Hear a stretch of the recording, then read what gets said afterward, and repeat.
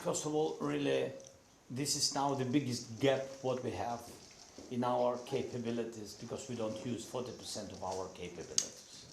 And this is, from one side, is good. It shows that we really increased capabilities during the war, from one side.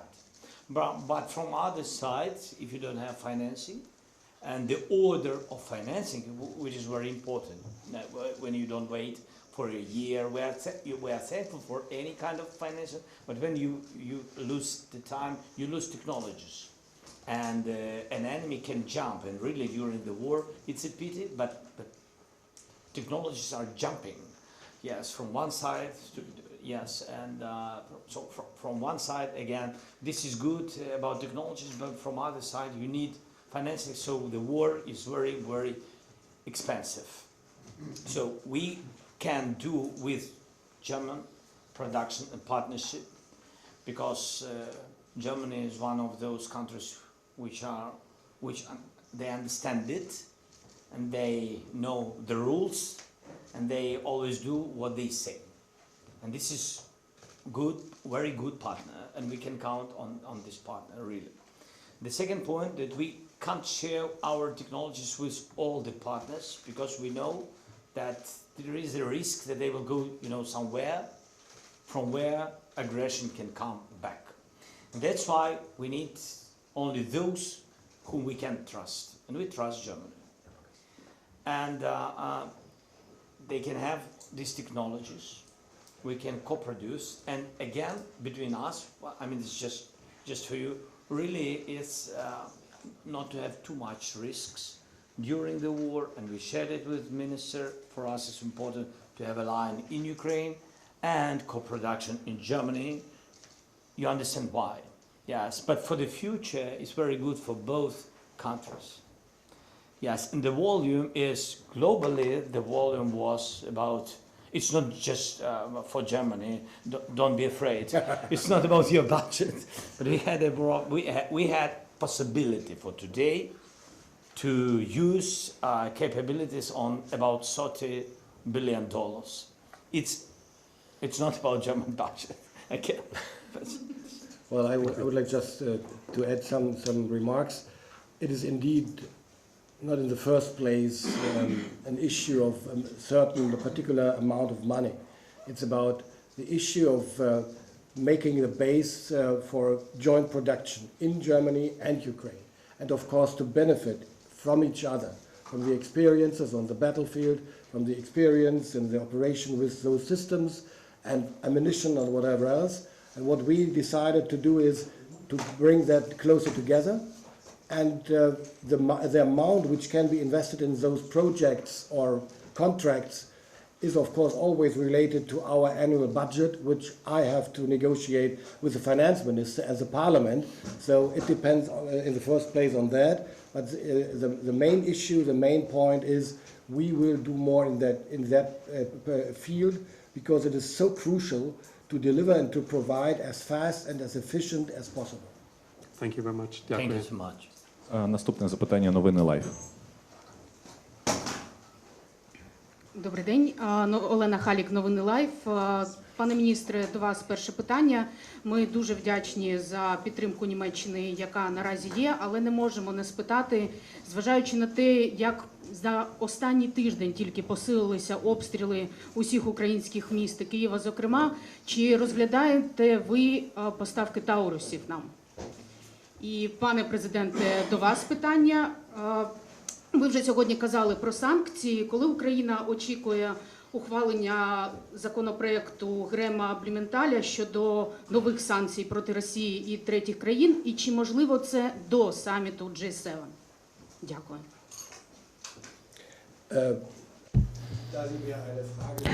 Ви поставили мені питання, чи ми це розглядаємо. Я відповідаю вам ні. Що стосується санкцій.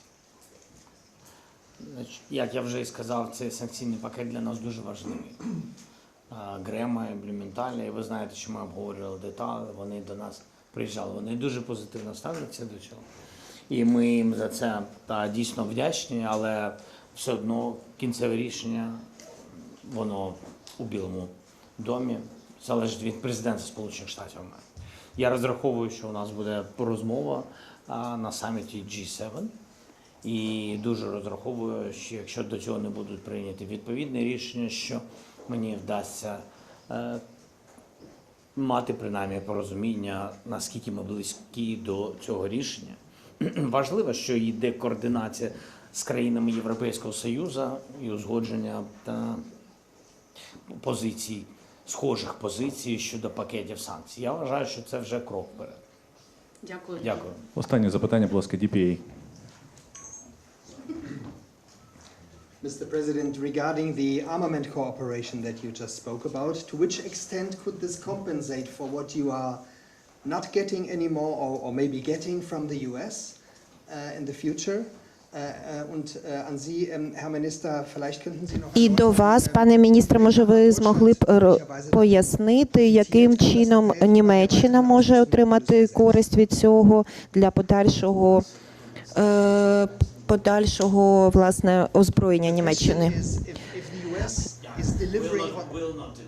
Will not deliver.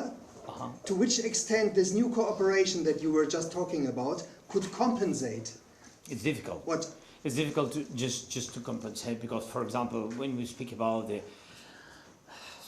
the journalist, the lady, she said about that the very massive attacks on us, and we used all the intelligence from the United States and Europeans how to save the lives against the ballistic and etc. Because you see how they're targeting the civilians. That's why we can't compensate, for example, this. So, like said, the devil in details. That's why there are some things which we can't compensate, and this is the first. The second point, it's a very interesting point how to compensate. Maybe in some period of time we will not need some compensation of some things. For example, from the very beginning of this war, we spoke about the jets, about fleet, etc., about F-16s, new modern jets, and etc. But I don't know, but I think in some years, maybe partners will not need jets, because we need them today against drones, by the way, Shaheds, missiles. We use F-16 against drones and against missiles, and it's workable model. But I don't know really, in some period of time we will not need it because we will have drone attacking drone and we can catch them by other technologies. And really I think that the price of jets after these things which we will produce, which we already produce, but it's not massively, and this is the price of jets will decrease and we will not need them. I don't know, really I don't know everything. And this is about everything what is on the battlefield, and really the war is moving and shifting to technological war totally.